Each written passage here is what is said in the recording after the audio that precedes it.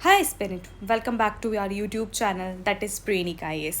जैसा कि आप सब जानते हैं, हमने बायो सीरीज स्टार्ट की थी और आज का हमारा जो टॉपिक है that is a circulatory system. पीछे हमने डाइजेस्टिव सिस्टम कवर कर लिया था। आई होप आपको समझ में आया होगा। अगर आपने नहीं देखा है तो प्लीज़ गो एंड वॉच। तो व्हाट इज़ सर्कुलेटरी सिस्टम? तो सर्कुलेटरी सिस्टम में क्या आता है? Transportation of all these things just like nutrition है, एंजाइम्स हैं, ब्लड जो फ्लो कर रहा है वो सेल तक न्यूट्रिशन पहुंचा रहा है, वहाँ से वेस्ट प्रोडक्ट उठा रहा है और जो वेस्ट प्रोडक्ट हो जाता है किडनी पे फिल्ट्रेशन हो जाता है। CO2 जो होती है उसको लेके जाता है वो लंग्स में एंड लंग्स से वो वापस चली जाती है और वहाँ से क्या आता है? O2 आता है। तो ये एक तरीके से क्या है? चीज़ों को ट्रांसपोर्ट कर रहा है, एक तरीके से क्या बना रहा है? कनेक्टिविटी बना रहा है अमंग दी बॉडी। ठीक है, एक सेल से दूसरे सेल को जोड़ रहा है, तो इसीलिए इसको कनेक्टिव टिश्यू भी कहते हैं।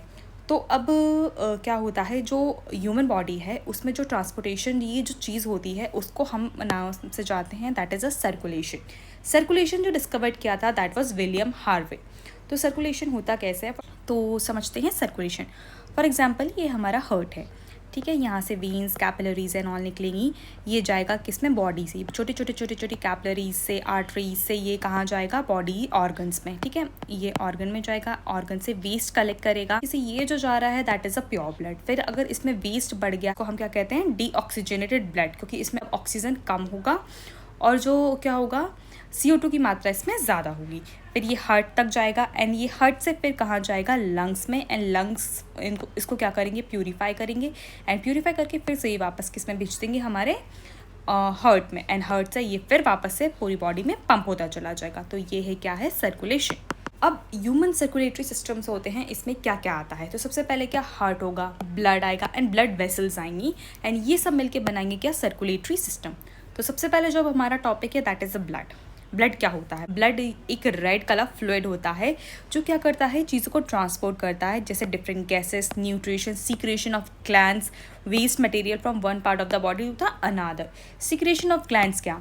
अब से बॉडी में हमारी जो ग्लैंड्स होती हैं जस्ट लाइक पीनियल या फिर थायराइड, ये जो अपना सीक्रेशन मतलब डालती हैं, वो डायरेक्ट किस में डालती हैं? वो ब्लड में डालती हैं। तो ये ब्लड उनको कैरी करके लेके जाता है to their direct targeted organs. ठीक है, जो ब्लड होता है ये कनेक्टिव टिश्यू होता है, अल्कलाइन होता है और उसका जो नेचर होता है that was 7.4। In healthy body में अप्रॉक्स कितना? 5 to 6 लीटर ऑफ ब्लड होता है which is a 7 to 8% of total body weight. अब कॉम्पोजिशन ऑफ ब्लड देखते हैं, तो ये दो चीज़ों से मिलकर बना होता है। पहला तो होता है प्लाज्मा जो 55% होता है एंड ब्लड सेल्स होती हैं जो 45% कॉन्ट्रीब्यूट करती हैं, जिसमें RBC, WBC एंड प्लेटलेट्स होती हैं।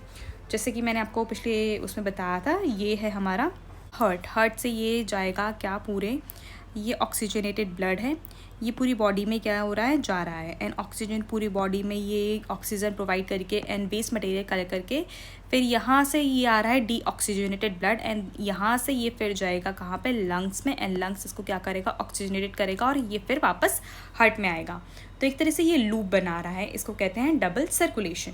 तो जो ह्यूमन बॉडी में सर्कुलेशन होता है उसको डबल सर्कुलेशन भी कहते हैं। ओके, सबसे पहले ब्लड सेल में हम पढ़ते हैं RBC, इसको एरिथ्रोसाइट कहते हैं। एरिथ्रोसाइट इसको क्यों कहते हैं? क्योंकि ये क्या जो होता है? हार्मोन होता है एरिथ्रोपोइटीन, जो कि कहाँ से रिलीज होता है? किडनी से, जो कि रिस्पॉन्सिबल होता है किसके? RBC फॉर्मेशन के लिए। और RBC फॉर्म कहाँ होती है? तो ये बोन मैरो में होती है। इसकी लाइफ होती है 120 डेज होती है और इसका मेन काम क्या होता है? इसका मेन काम ये होता है, ये करती है ऑक्सीजन को कैरी। ठीक है, और ये सबसे ज़्यादा ब्लड में पाई जाती है, इसी की वजह से जो हमारे ब्लड का कलर होता है वो रेड होता है। फॉर्मेशन इसका बोन मैरो में होता है और ये जो डिस्ट्रॉय होती है वो स्प्लीन, तो इसलिए इसको स्प्लीन को क्या कहते हैं?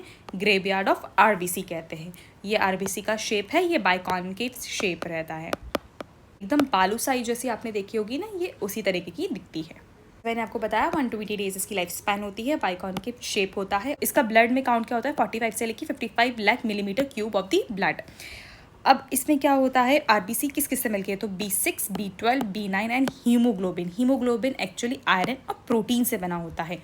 तो जब कभी बोलते हैं ना कि एनीमिया हो गया है, आयरन की कमी है, खून की कमी है, तो क्यों वो खून की कमी है? क्योंकि आयरन सफिशिएंट नहीं है, RBC अच्छे से बन नहीं पा रही हैं और RBC का काम क्या होता है? ऑक्सीजन को कैरी करना। और जब ऑक्सीजन प्रॉपर नहीं पहुंच रहा है, ऑक्सीजन न्यूट्रिशन नहीं पहुंच रहे हैं, तो बॉडी में क्या हो जाती है? कमी हो जाती है न्यूट्रिशन की और बॉडी क्या होती है? वीक हो जाती है, इसलिए उसको एनीमिया कहा जाता है। तो इसीलिए जब एनीमिया होता है तो हम क्या करते हैं, आयरन सप्लीमेंट्स देते हैं, आयरन की टैबलेट्स देते हैं। ये सब मिलकर क्या बनाती हैं, आरबीसी बनाती हैं। आरबीसी का मेन फंक्शन मैंने आपको बताया, ये क्या करती है, ऑक्सीजन को ट्रांसपोर्ट करती है थ्रू आउट द बॉडी। अब इसके अलावा क्या होता है, ब्लड और क्या काम करता है, ब्लड ट्रांसपोर्टेशन भी करता है, साथ में साथ क्या होता है, अब ये ट्रांसपोर्टेशन कर रहा है, कभी हमारी बॉडी में क्या आ जाते हैं, फॉरेन पार्टिकल्स आ जाते हैं, डिसीज कॉजिंग एजेंट्स आ जाते हैं, तो अब उसके लिए हमें सब्सटेंस तो चाहिए होंगे जो उससे फाइट कर सके डिसीजेस से, या फिर जो बैक्टीरियाज एंटर हुए हमारी बॉडी में तो उससे फाइट कर सके, नहीं तो ऐसे तो हम बीमार ही पड़ते रह जाएंगे। जो इम्यून सिस्टम हमारा एक तरीके से वर्क करता है वो किस पे डिपेंड करता है, दैट इज WBC यानी वाइट ब्लड सेल्स। इनको हम ल्यूकोसाइट भी कहते हैं क्योंकि ये कलरलेस होती हैं। इनका बेसिकली काम क्या होता है, ये जो फॉरेन पार्टिकल्स हमारी बॉडी में एंटर करते हैं उनको किल करती हैं, पैथोजन को किल करती हैं और बॉडी को प्रोटेक्ट करती हैं, है ना। एक तरीके से हमारी बॉडी को डिसीज फ्री करती हैं। एक तरीके से हम क्या कह सकते हैं, इसको आर्मी ऑफ बॉडी, है ना।